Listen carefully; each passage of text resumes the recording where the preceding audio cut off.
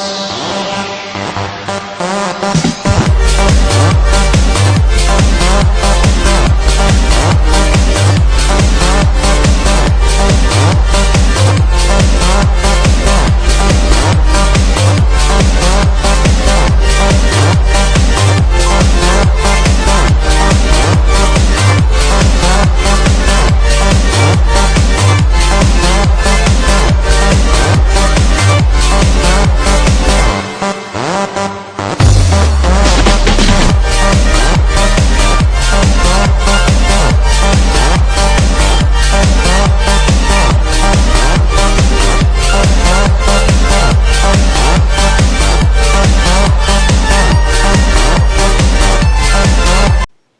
everyone, I just got back from holiday yesterday actually.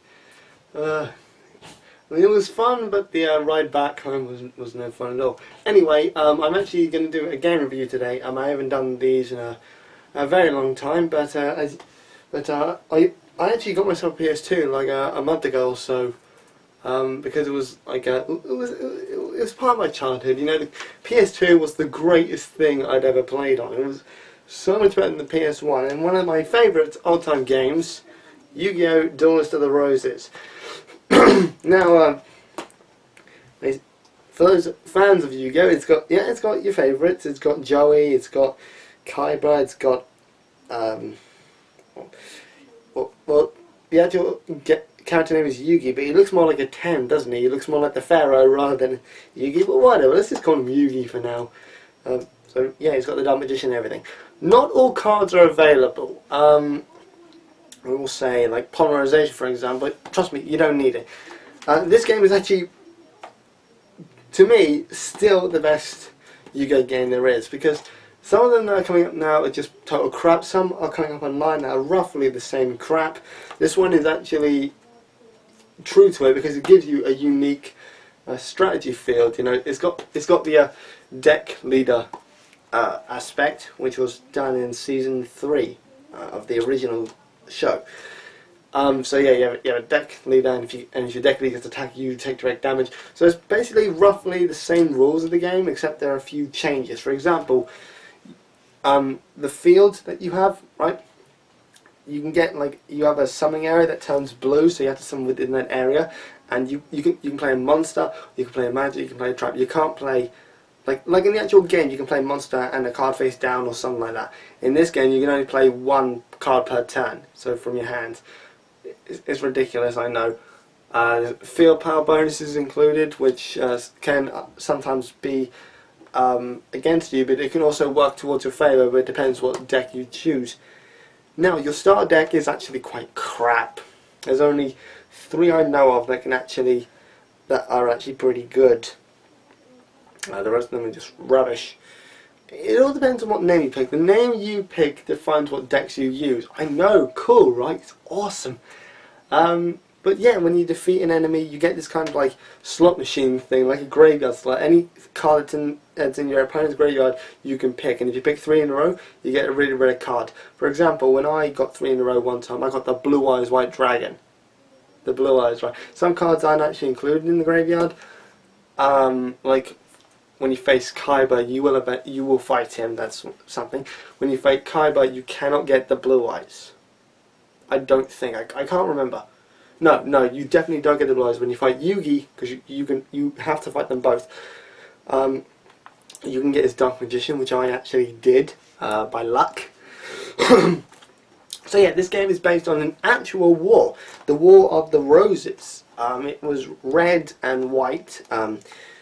Yugi's red, Kaiba's white, and you are a duelist from a future age. You are transported through time back to the 1500s, I think it was. And you actually get to choose. You can side with the Lycastrians or the Yorkists. That's the thing. And here's the thing: if you choose with one, and you're like, oh no, I can't play for the other team, don't worry about it, because once you complete one side, you go to the other. So what I do is I chose to side with Red Rose, so I chose to side with Yugi, and you get to go to France and talk to him and everything. It's actually quite an interesting history lesson, but this game is also quite fun. So if you choose, once you complete the red rose side, you get to play as white rose, and it's actually quite interesting. I will say that red rose is more difficult once you get to France. I mean, you'll still be fighting in England, like 3 people in England, but after that, it's quite difficult. Well, it depends, because by then. So if you are playing this game, or if you have in the past, what did you guys do? I mean, I always played red rose first because I heard white rose was harder. So I always, what I mean by that is that I always chose the red side rather than the white. And then yeah. So Seto's intention for the war, for being on the white rose side, is pretty damn good. It's awesome. And obviously Yugioh, he plays, he's Henry Tutor.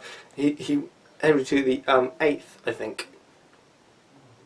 I don't know, but Henry Tudor the 8th was actually, I think, the most famous out of all the Henrys because of what he did with the whole 7 wives and whatnot. So yeah, Henry's on the red rose side, legitimate claim to the throne. Yorkist usurpers trying to take it. So you get to, I mean, Rex is in this game, Rex Raptor, there's Weevil, there's Mega Tsunami, there's Pain, there's Bandit Kid, there's Pegasus, you know, Joey, Taya, Tristan, Bakura. I don't think everyone's in it. I can't remember much. Of the game I remember a lot because I was playing it just before I left on holiday. But as for the show itself, I can't really remember much. So, sorry about that. Anyway, yeah, you get a variety of cards. There's a thing called deck cost. Now, the thing about the deck cost is the deck you are starting with has an automatic deck cost of like around 800. So every opponent you have has a separate deck cost. You cannot exceed that. For example, if your opponent has a deck cost of like 970 and yours is 1,000, you cannot duel that person. So you have to make sure that the deck cost is always lower. And you know, once you beat a duelist, they give you a red rose or a white rose card. Those are a necessity to send you back to your own time and to help out whatever side you're on. Don't worry if you like lose a couple of times. I know I've done. Yes. Okay, sorry about that, guys. I had to cut quite a bit out in case you didn't realise. But yeah, if you lose a couple of times, don't worry about it. I've done. The fights can get pretty difficult, especially Pegasus. He's a pain in the ass.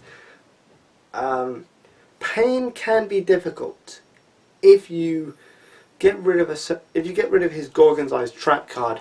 You can pretty much have a chance. Now, if you don't know what that is, it's a trap card. It's kind of like Medusa, really, because it has the snakes and stuff like that. What that card does is, as long as that card's fit up on the field, you cannot play defensive. So, and here's the thing: when that card is activated, your card is automatically spellbound, like permanently. Now, sometimes your monsters get spellbound due to an effect. Sometimes they get spellbound after attacking a certain monster.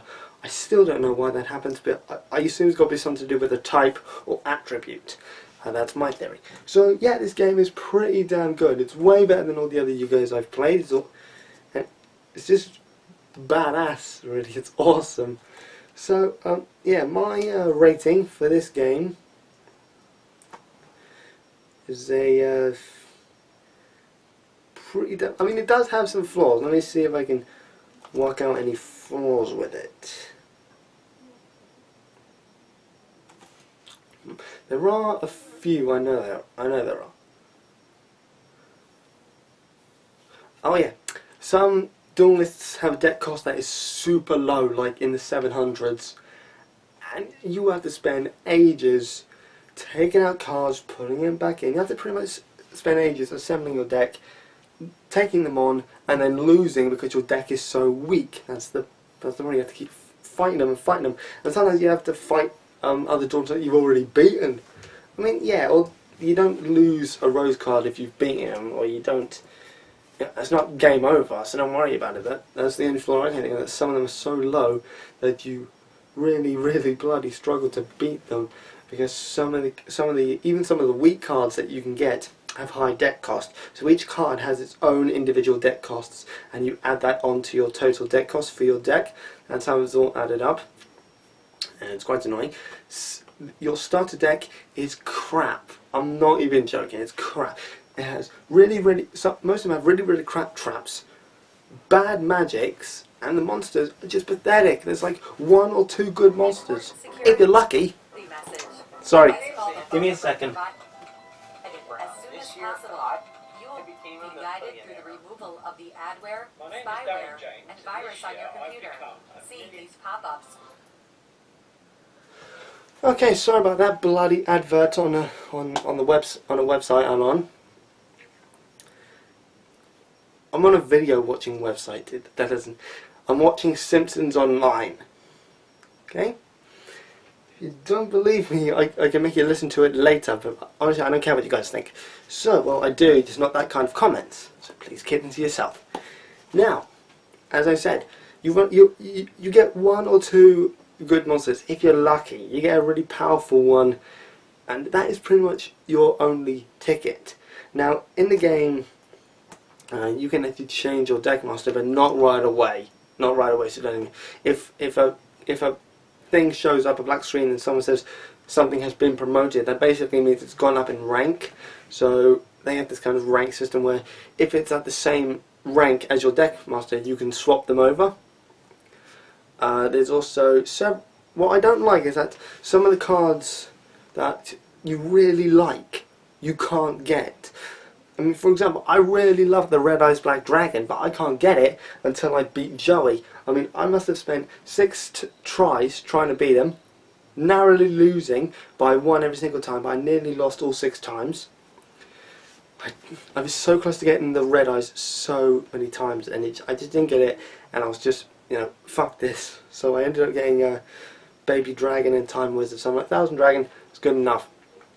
So yeah, there are a couple of flaws, a couple of annoyances, and you know, if the game gets too hard, don't stop. Ask for advice, ask for cheats, because sometimes this game gets so hard you pretty much have to cheat. I played it twice. One when I cheated, when I got some really good cards, and the second time where I didn't cheat at all, and I still beat it. I still beat it without cheating. So sometimes the game can get really hard that you have to cheat, but trust me, you don't have to. It can be done. You can win the game. You can beat both sides, and that's what I did. I completed both red and white. But it all ends the same way. For those of you who know the history of the War of the Roses, the war came to an end with a mighty battle. Red Rose won. Henry was crowned king. So either way, you cannot change that. It's part of history, and they're actually being respectful towards it. I applaud that. So no matter which side you pick, Yugi is going to become king. He's going to win the crown and everything. But yeah, this game's quite good. I'm going to give it, yeah, a 10 out of 10. Screw it. This is a fantastic game, and despite the fact it's PlayStation 2, despite the fact the console's pretty old, it is still an amazing game. I've only got one more PS2 game, and I'll do that in the next review, and then I'll keep going with Xbox, or hey, I even said I might do movie reviews too, just to branch out a bit. So I'm sorry this video was very long. But, thank you so much, and you know what? Here's something to make you happy. Here's some dancing reindeer. Enjoy.